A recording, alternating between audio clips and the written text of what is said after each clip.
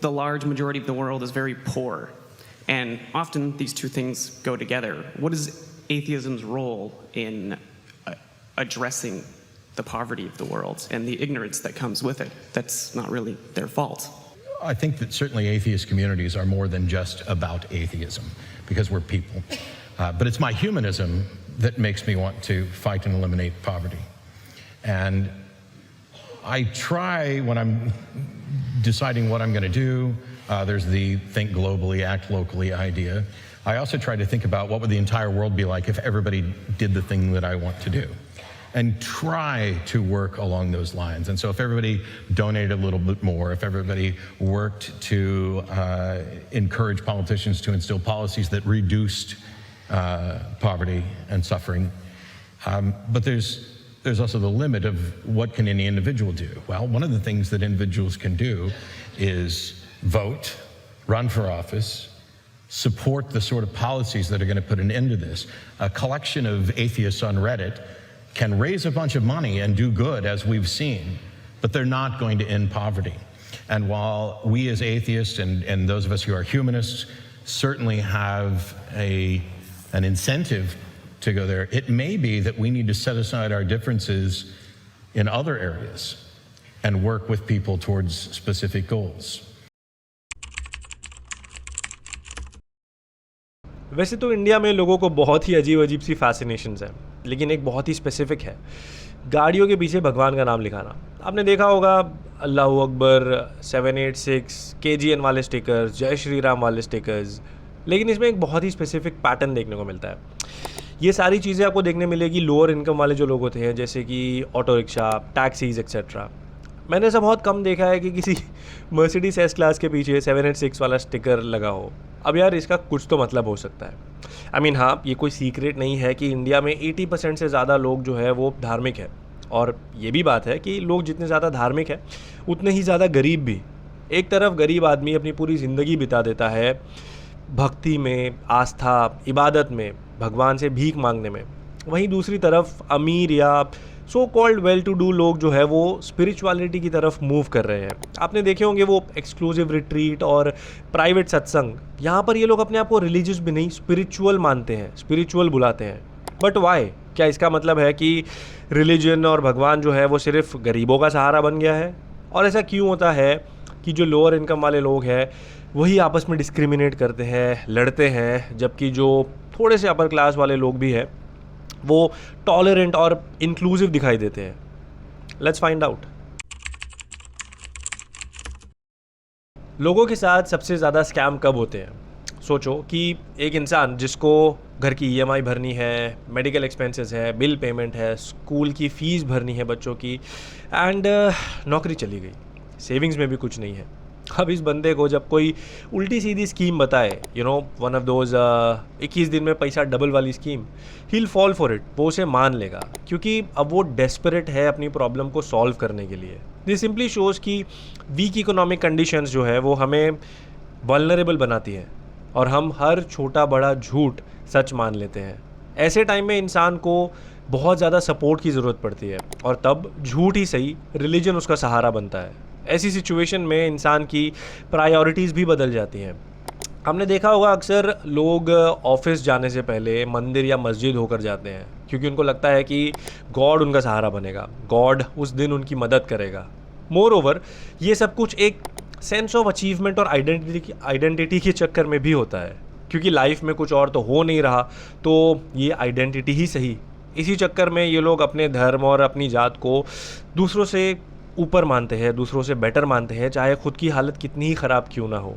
And this is also one of the reasons कि lower income वाले ये लोग बहुत ज़्यादा डिस्क्रिमिनेटरी और इनटॉलरेंट भी होते हैं। वर्ल्ड बैंक और प्यू रिसर्च की एक रिपोर्ट बताती है कि गरीब देशों में लोग अपने फेथ और भगवान पर बहुत ज़्यादा भरोसा करते हैं।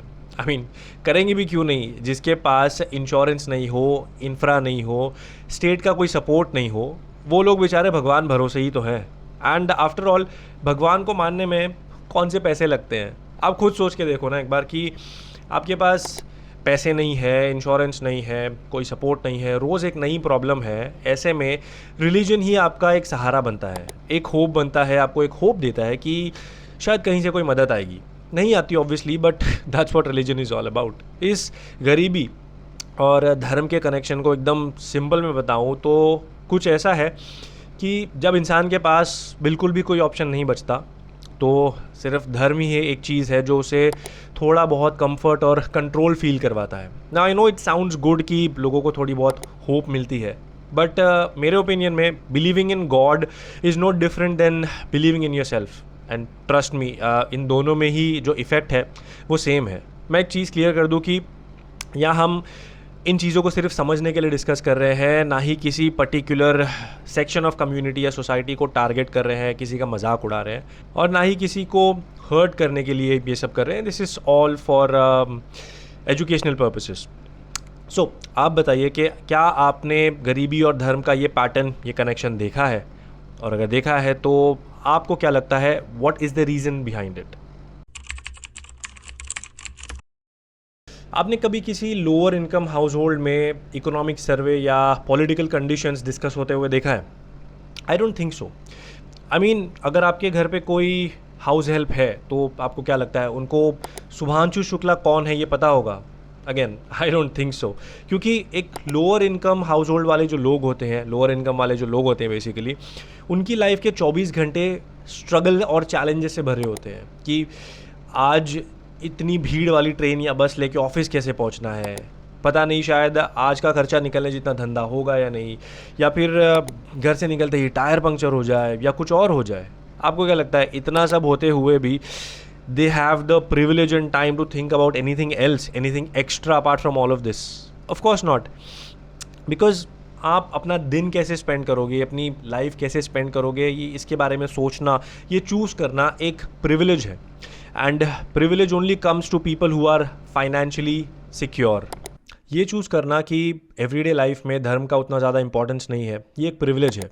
जैसे जैसे लोगों के पास में पैसा, एजुकेशन और फैसिलिटीज़ बढ़ जाती है, उनका रिलायंस धर्म और गॉड के ऊपर एकदम ही कम हो जाता है. फॉर एग्जांपल, प्यू की एक रिपोर्ट बताती है कि रिच कंट्रीज़ या फिर रिच इंडिविजुअल्स जो होते हैं वो रिलीजन और स्पिरिचुअलिटी को एक प्राइवेट मैटर बना लेते हैं. I mean, instead of following रोज़ रोज़ के rituals, it's a very private thing to them.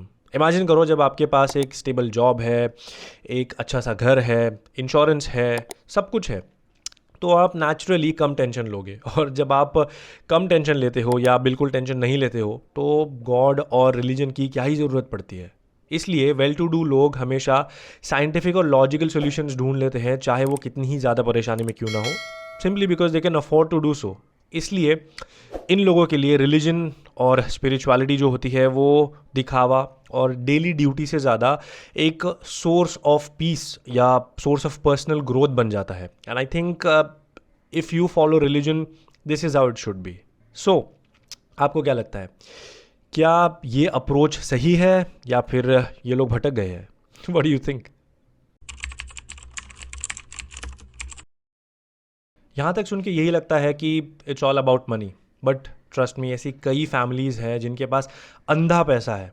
आपने इंस्टाग्राम पे देखा होगा, and they are still fan, like die hard fans of some baba और some other guru ji. And I am really happy, क्योंकि जो है लाइफ में जैसा है, जो है बहुत अच्छा है, जैसा नहीं, वो सब गुरु जी की वजह से है. Because of his blessings, I'm here. Because of his blessings, everything is touchwood good in life, healthy in life. Be it me, my family, my friends, relatives, extended family, work, everything is just because of him. So it's not really about money, but it's more about education and exposure. और more offer आपने देखा होगा, education somewhere does lead to wealth. अक्सर ऐसा देखा गया है कि जहाँ पर एजुकेशन कम होता है वहाँ पर लोग अपने फेथ को लेकर बहुत ज़्यादा एक्सक्लूसिव हो जाते हैं, बहुत ज़्यादा स्ट्रिक्ट हो जाते हैं. क्योंकि जब इंसान की दुनिया छोटी होती है, मतलब उनको ज़्यादा स्कूल, इंटरनेट, दूसरे कल्चर्स का एक्सपोजर नहीं होता, तो वो सिर्फ अपने ही ट्रेडिशंस को सही मानते हैं. And you know, this sounds like a text book definition of UP, but anyways, science और सोशल स्टडीज़ हमें बताती है कि जैसे जैसे एजुकेशन बढ़ता है वैसे वैसे लोग दूसरों के व्यू पॉइंट को ज़्यादा टॉलरेट करने लग जाते हैं, ज़्यादा समझने लग जाते हैं. इसीलिए वो सिटीज़ जहाँ पर स्कूल और कॉलेजेस ज़्यादा है, एजुकेशन का एक्सपोजर ज़्यादा है, वहाँ एक्सक्लूसिविटी कम है और वो लोग दूसरे रिलीजन को दुश्मन नहीं समझते बट बस एक दूसरा ऑप्शन समझते हैं।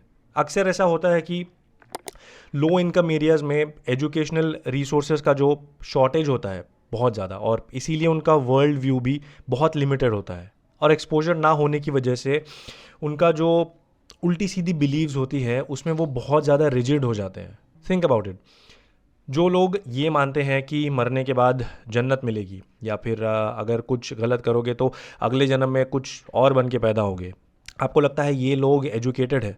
I mean of course school ज़रूर गए थे बट दैट मीन्स कि ये लोग लिटरेट है, एजुकेटेड नहीं। There is a difference. और ऐसे ही लोग फेथ को अपनी आइडेंटिटी का एक बहुत बड़ा पार्ट बना लेते हैं और जब ये लोग आइडेंटिटी पर ख़तरा महसूस करते हैं, इन लोगों में अपनी जात, अपना धर्म, अपने लोग वाला जो इनटॉलरेंट फीलिंग है वो बहुत ज़्यादा बढ़ जाता है। So you guys tell me, क्या स्कूल और कॉलेज ने आपको ज़्यादा टॉलरेंट, ज़्यादा सिविलाइज बनाया या फिर ये बस एक थियरी है? Do comment. सो हमारे पास अलग अलग गॉड, धर्म, जात के अलावा दो और ब्रॉड कैटेगरीज है। एक वो लोग जो जिम्मेदारी और मजबूरी की वजह से धार्मिक है और दूसरे वो लोग जो प्रिविलेज की वजह से जिनको भगवान या मज़हब की ज़रूरत नहीं पड़ती। हमें ये समझना बहुत ज़रूरी है कि बिलीफ सिस्टम जो है वो सिर्फ किसी की पर्सनल चॉइस नहीं है but they shape the entire world around us, they shape civilizations and societies. तो इनके पीछे के जो सोशल और इकोनॉमिक रीजंस हैं हमें उन्हें समझना भी बहुत ज़रूरी है। And this was my small tiny attempt in making it a better place like always. And अगर आपको लगा कि ये वीडियो किसी के साथ शेयर करना चाहिए तो प्लीज़ डू सो। और आपके जो भी थॉट्स है, वैसे मुझे बोलना नहीं पड़ता, आप लोग वैसे भी अपने थॉट्स कमेंट करते ही हो, keep going, keep doing that. And lastly, please do subscribe to the channel. Thank you for watching.